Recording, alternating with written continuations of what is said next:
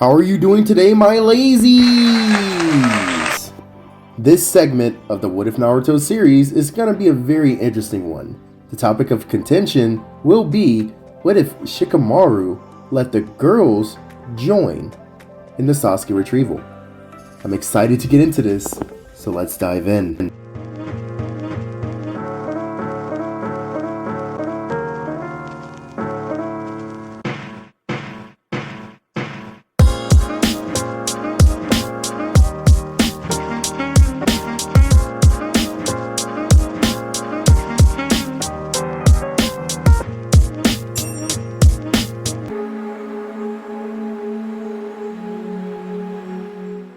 Now, to be transparent, this is actually an extension of a video I already did with how would the cast handle the Sasuke retrieval, but with a different twist to it. Instead of having the girls replace the boys, I'll be looking into what if the girls just join the squad as well. For one, the reason Shikamaru didn't take such a large squad in the first place is actually pretty strategic. The smaller the squad, the less your liability will be.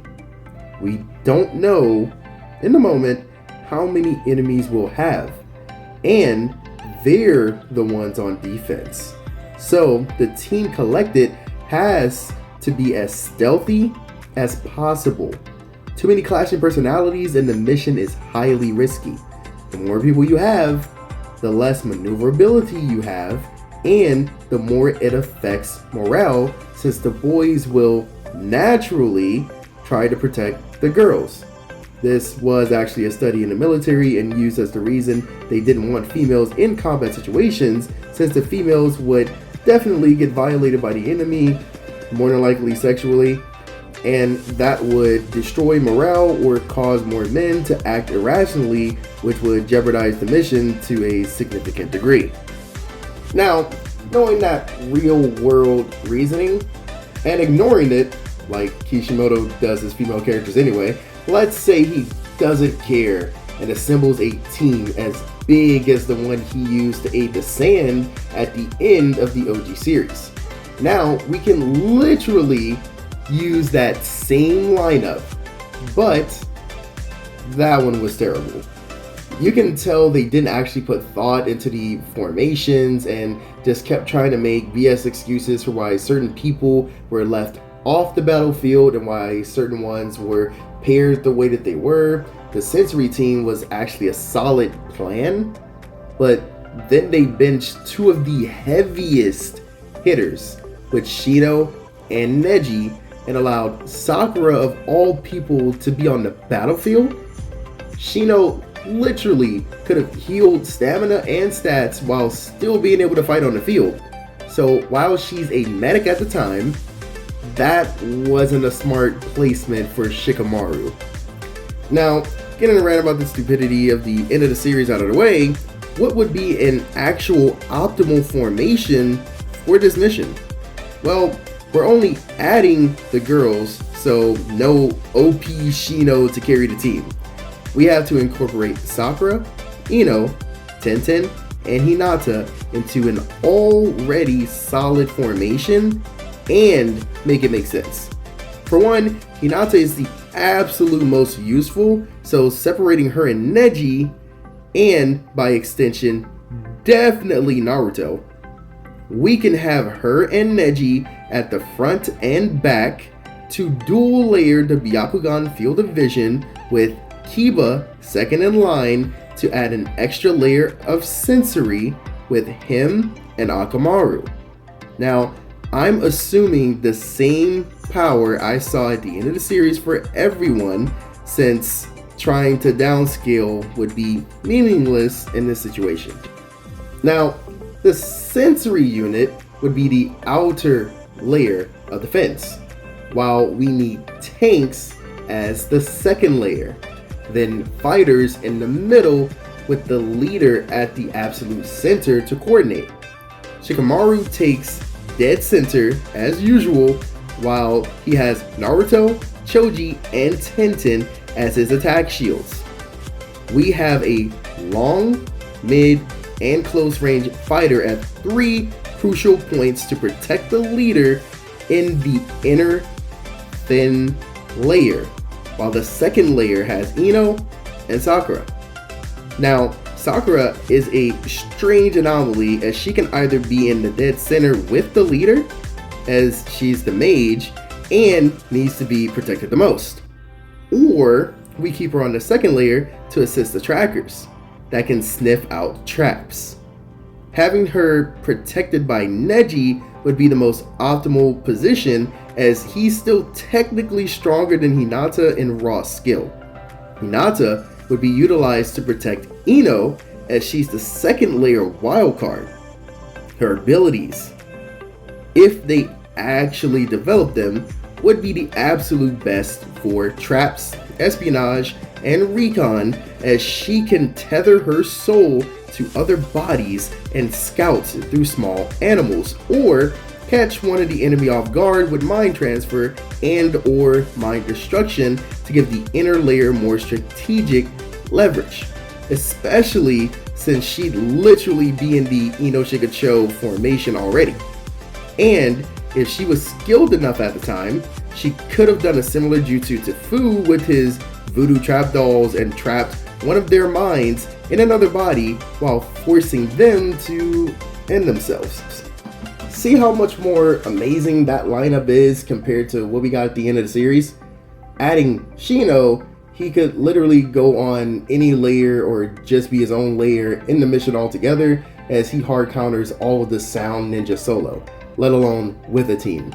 He'd be in the same layer as Sakura with his healing, or in the sensory layer, or even dead center, as he and Shikamaru are the same intelligence level, with the only difference being that Shino has significantly more effective hacks.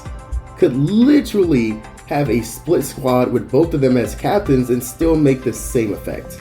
That's why I only added the girls for a formation, and it's still OP, just not unnecessarily broken. With that formation, assuming Kishimoto still neglected the female characters, but still gives them the abilities they had in the fillers, like the protective 8 trigrams that Hinata had, mind destruction for Ino, healing for Sakura, and 128 palms for Neji.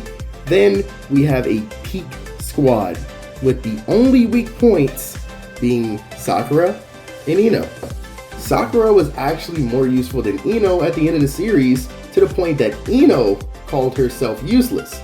And even though I like that for her, given we don't get development for her in the main series, that was insanely disingenuous. Ino has one of the most useful abilities in the series, especially for a ninja of all things, and even though I have Sakura bias and hate on her, they didn't have to do Ino like that just to make it seem like Sakura got better. She was already significantly more impressive than she's been all season, but I digress. I say all of that to say that Sakura and Ino are like your damsel in distress, and while they don't add as much as everyone else in combat, their skills are literal wild cards that can make or break the team, especially with the fact that Naruto and Shikamaru are going to naturally want to protect them the most. If even one of them gets captured, the entire formation falls apart because Sakura gets captured or killed, even though it technically wouldn't affect the team strength-wise. Naruto would go off formation and ruin everyone else's positioning, since he's the only person that can talk to Sasuke if they get to him. On the other hand, if Ino gets captured, Choji and Shikamaru would definitely go off formation, or Choji will disobey Shikamaru to save his friend, thus convincing Naruto to do the exact same. The wild cards are wild cards for both sides, depending on who's controlling them. Another thing to look into is, what if the teams still somehow get separated? Well, the most optimal teams would be Neji and Tenten versus Kidomaru, since Neji hard counters his ability and Tenten can get him the long range advantage and potential protection from the high speed projectiles. Choji and Sakura or Choji and Naruto would be the best two-man team to handle Jirobo. Sakura would work better for the healing aspect, but also be a huge liability since Choji would have to hold back power, while Naruto could actually fully counter Jirobo's chakra steal since we don't know how negative chakra will react with Jirobo's body. Shikamaru would undoubtedly take Ino to Yuya, as he was equal to her and just needed a slight edge to beat her. The only other issue is that Ino is also a liability if Yuya spots her, so it's a pretty risky gamble either way. Kiba and Hinata would definitely have to fight Sakon and Ukon considering how badly they beat Kiba and Akamaru. I fully believe that Hinata could clap them alone, especially with her internal attacks being their perfect counter.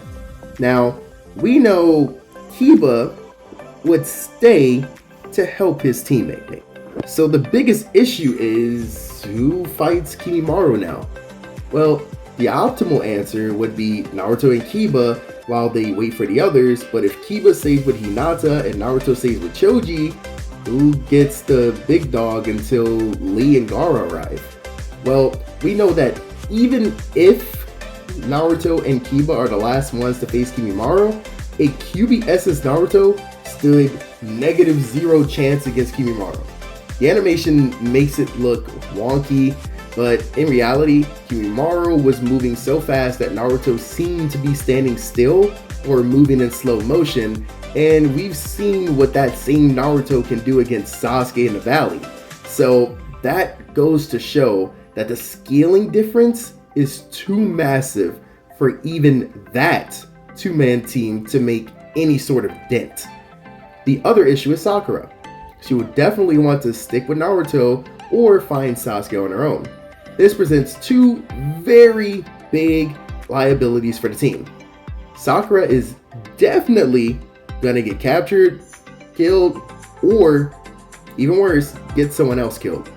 And when I say captured, I mean that in two different ways.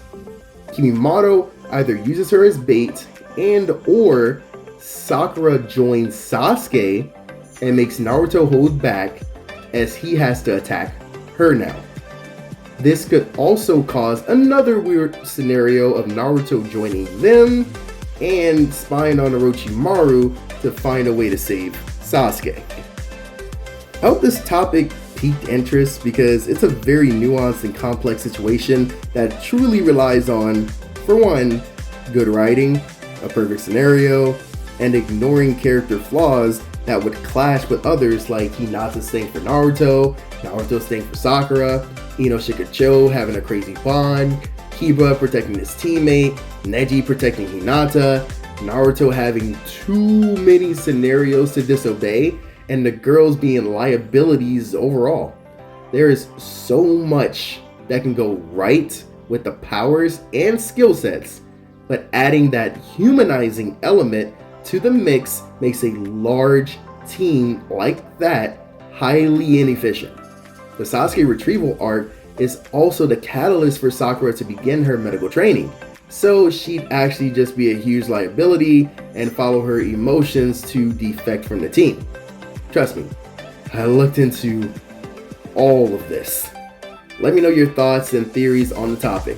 Like, share, subscribe. Until next time, stay lazy.